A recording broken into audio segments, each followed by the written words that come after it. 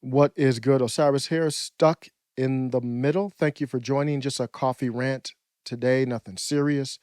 I'm going to talk about this question I saw on Twitter and then who I'm grateful for in a minute.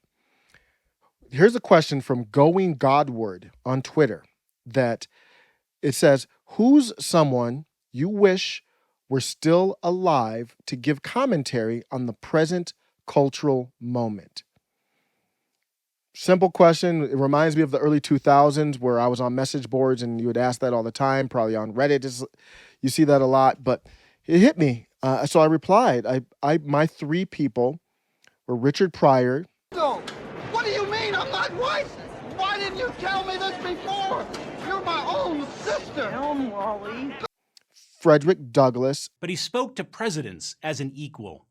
His name is Frederick Douglass. Born a slave, Douglass never knew the exact date of his birth, never knew his father. Years later, he would tell this story when urging black men to enlist in the Union Army to fight the Confederacy. You owe it to yourself, he said.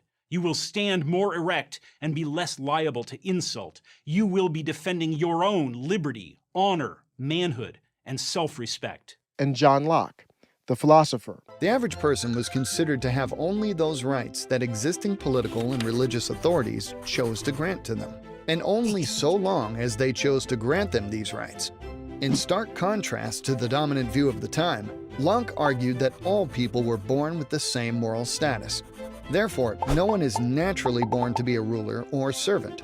In other words, no one is born with a natural claim to authority over others. Locke thought that since we were each beings who pursue self-preservation and happiness, we each equally have the same right to pursue self-preservation and happiness. We each are born to a right to do as we see fit with our lives, liberty, and property. Richard Pryor is someone I'm going to link to who I'm grateful for because he used comedy. And I'm going to end with the video that you see here with him talking to Bill Boggs. But looking at it, just some great names.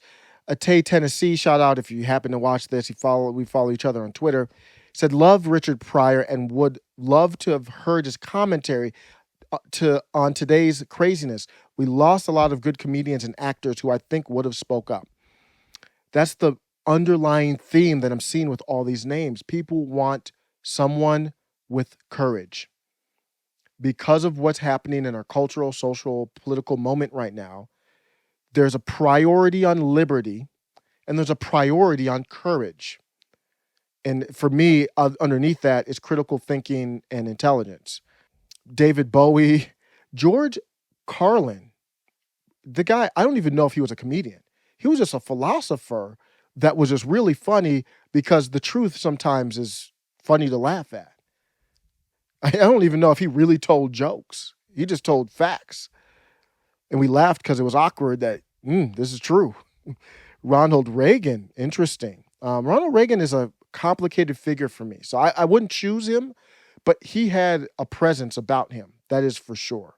I haven't seen anyone. Donald Trump is obviously not with his ideology, not like Ronald Reagan, but they both have similar presence in a different way.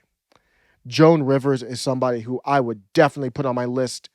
Someone who had courage. Lastly, Ms. Rivers has asked me to mention that if during the performance she says anything that might offend any individuals, families, organizations, races, creeds, religious groups, states, countries, or planets, please know that from the bottom of her heart, Ms. Rivers would like to say that Just lighten the fuck up!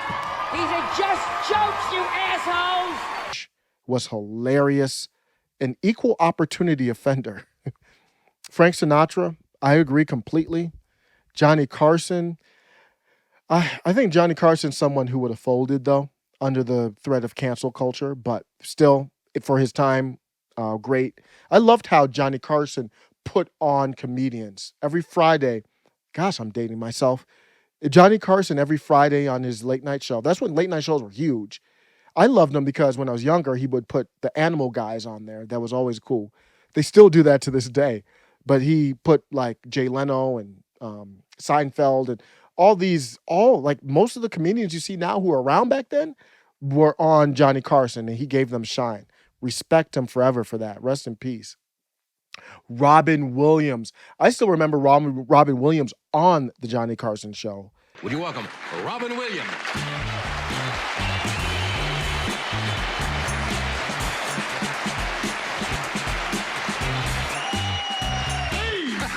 Believe that comedy can heal you. Praise the power. Praise the Jesus. And Sears had a sale, this furniture went cheap. Oh my God.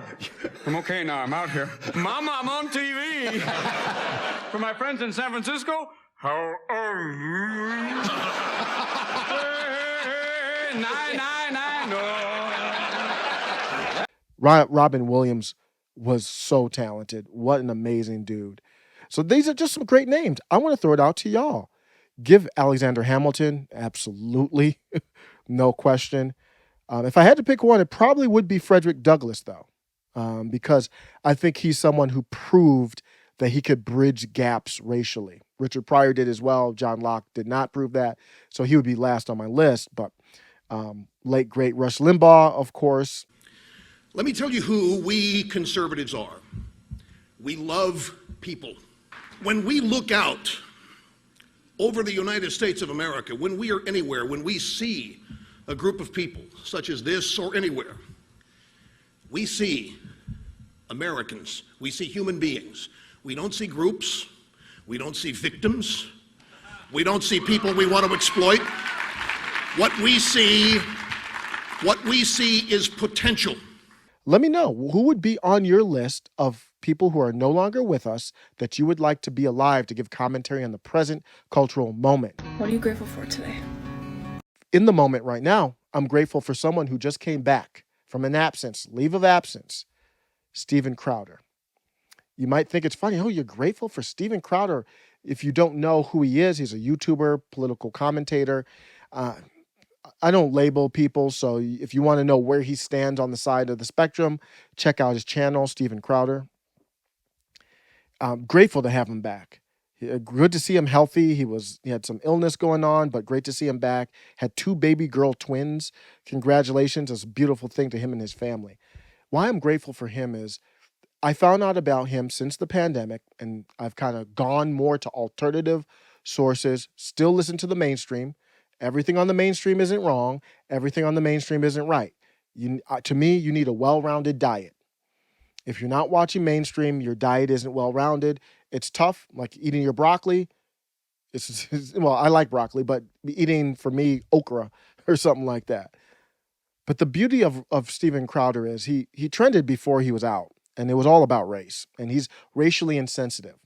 So is Joe Biden. But what's the difference? Why do I question Joe Biden more than Steven Crowder? Steven Crowder, in my opinion, uses race the same as Richard Pryor did, Joan Rivers at times did, and Rush Limbaugh definitely did. They used it, jokes, humor about identity, any identity, as a way for you, if you wanted to put up your shield and say, hey, I'm black. I can't listen to Steven Crowder because I'm black. He uses it as a weapon to put that shield down, laugh at it, put it down, calm down. Let's have a talk. He's a debater. You'll see him in the streets debating people. That shows a lot.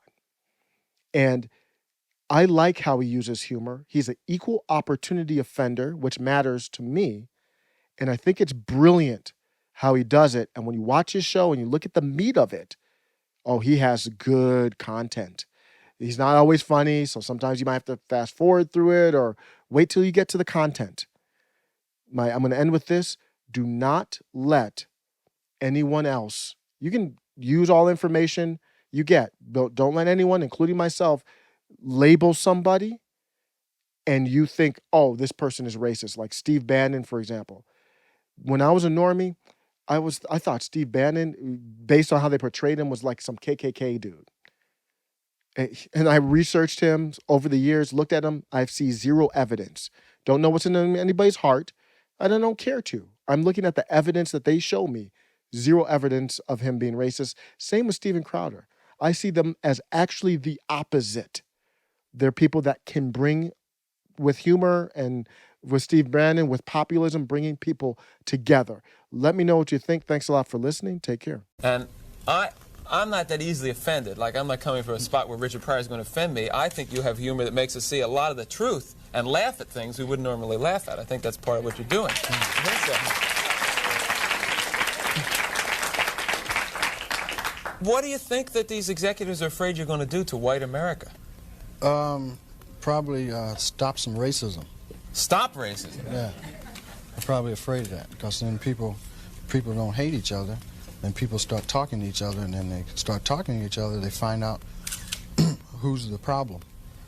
Which is? Greedy people. Greedy people.